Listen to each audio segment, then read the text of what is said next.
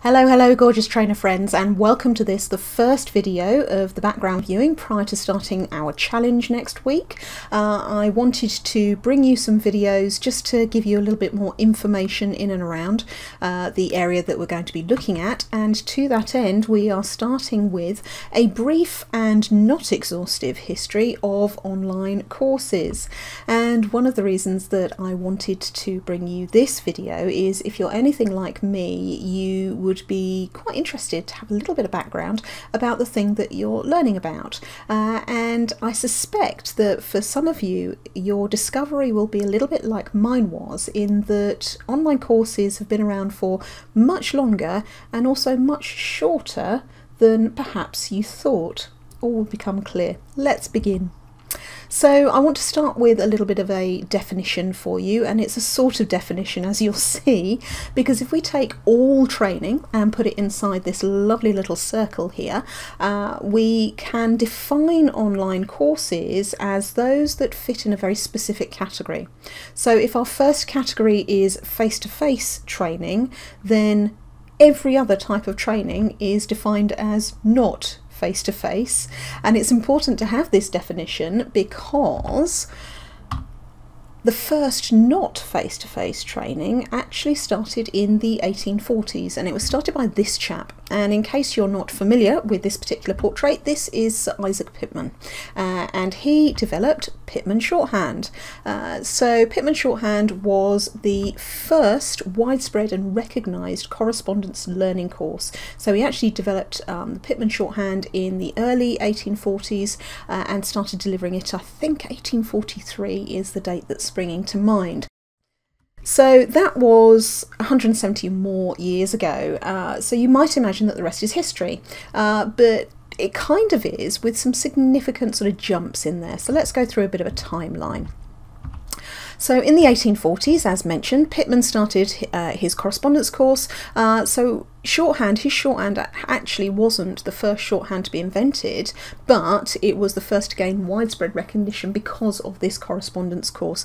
It was helped probably by the fact that postal services were sort of unified around that sort of time as well. So the delivery mechanism had a lot to play in the part of how successful he was. That is something that's an interesting piece of history, I guess, as you will see as we go through the timeline. In the 1850s, the University of London, as it was then, began its first what was called external programme, and this was a kind of a way for people to study for degrees. And I say people, obviously at that time it was only men, to study for degrees without actually physically attending the university itself. We then need to fast forward about 70 years actually to the 1920s, when the first testing machine was invented. So much that we take quizzes for granted, we can do a quiz on our mobile phone these days. This was the very first testing machine where people could be tested without human intervention for right or wrong answers to a particular examination. And then in the 1950s, the first teaching machine was invented of sorts, and this was really the first learning management system to have been invented. In the 1960s, the first computer-based training program came about, and of course in those days one computer took up a whole room, so the person who was training via the computer had to be in that room. It wasn't the equivalent of what we understand now, which you will see from the 1980s. Of course, the first home computers started springing up, and universities offered online courses, but online in the sense that it was still a sort of correspondence course. They would send out, well, certainly early days, cassette tapes or floppy disks, that sort of thing. It wasn't really until the 90s, when Tim Berners-Lee began connecting the world through the World Wide Web, that the ability to actually interact with other people on computers started coming to the fore. So in 1995, really quite a forerunner of its time, lynda.com was founded, and Lynda is the learning platform, I guess, that is, well, it's a marketplace really, that was bought up first by LinkedIn, and then LinkedIn was bought by Microsoft. And Linda runs a sort of system where if you want to be an instructor, you have to apply and you have to be somebody that is known to be an expert in your field. Quite the opposite to a marketplace that we will see developed in 2009, but we'll come on to that.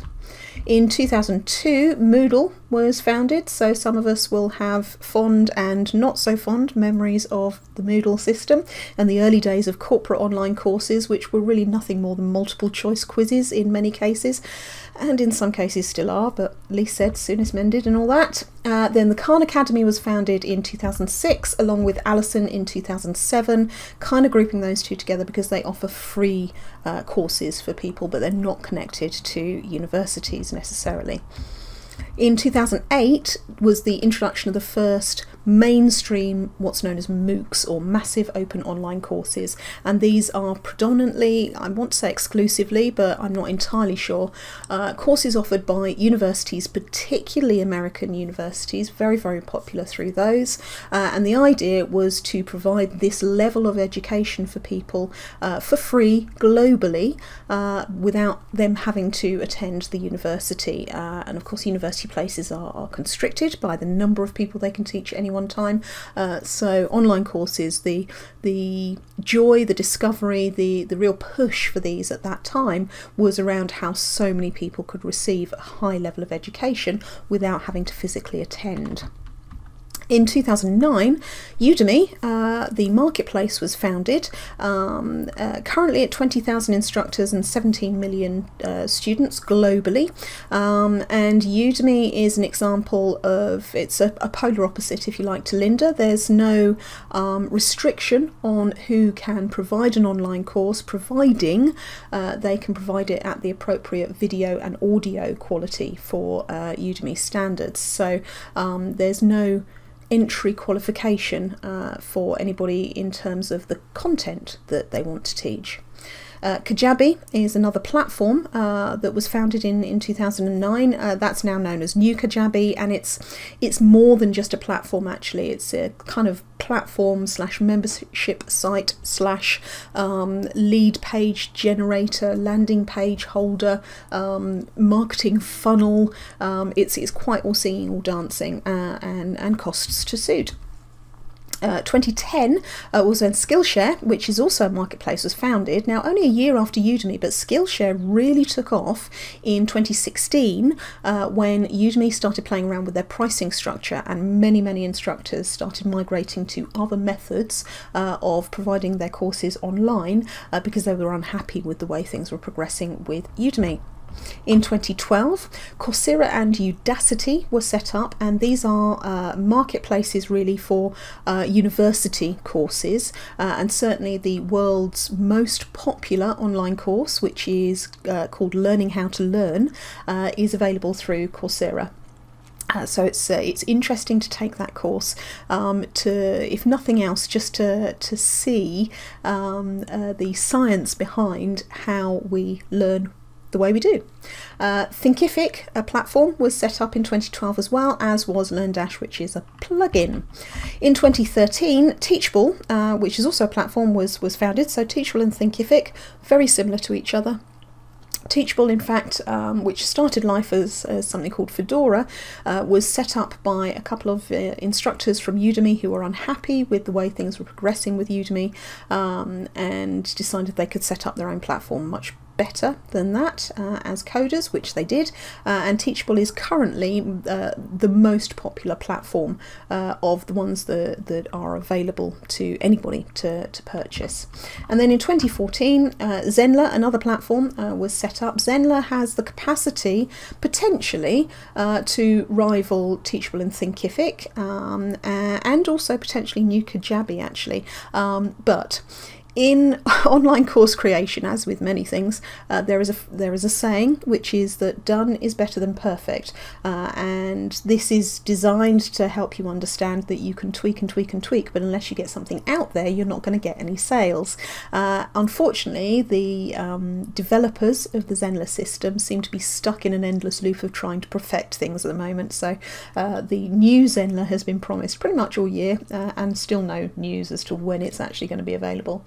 There's also something called Access Ally, run by Natalie Lucia, which is built around her membership offering actually, but that Lifter LMS and Zippy courses are all plugins for WordPress that you can use to host your own courses.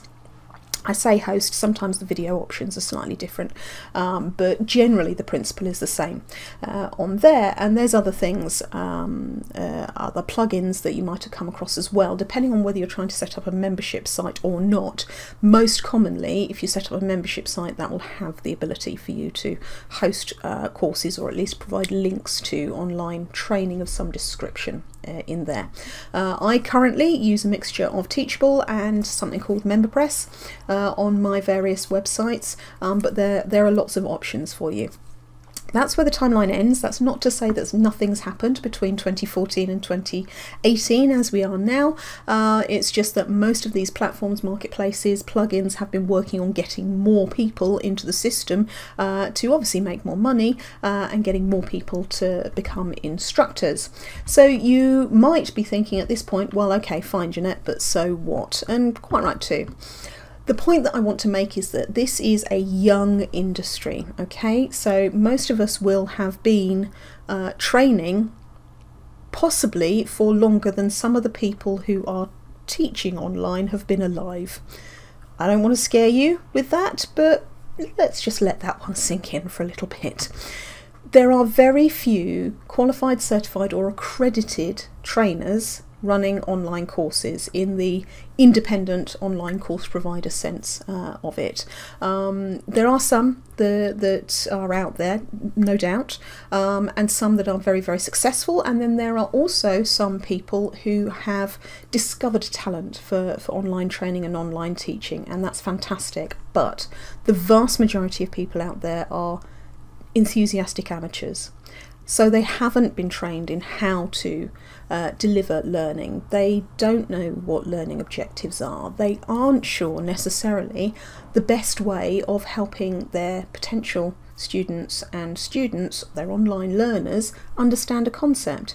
So that's why your skills are needed. And your skills as a freelance trainer, you're already running your own successful business. If you can adapt those to providing something in the online space, then the opportunities for you are huge. They really, really are. So hopefully with the challenge next week, you will start to realize some of that. Okay, that's it for this warm-up video, if you like. If you have any questions about this, I will do my best to answer, so please pop them in the comments down the bottom. Other than that, I will see you in the next video, or see you at the start of the challenge next week. Take care. Bye.